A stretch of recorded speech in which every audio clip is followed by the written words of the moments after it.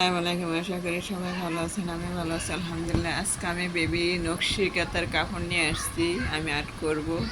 এটা একটা কালার, এটা হচ্ছে সবুজ কালার, আর এটা হচ্ছে খয়েরি, কালো খয়েরি। আমি বলছিলাম লাল খয়েরি দিতে, উনি কালো খয়েরি দিয়ে লাইছে। আর এটা হচ্ছে হলুদ কালার, এটা হচ্ছে লাল কালার। এর সবটি আমি আর্ট করব এখন।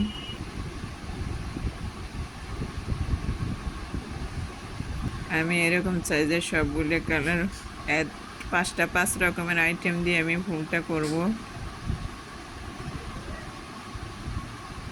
হয়েছে জলপাই কালার,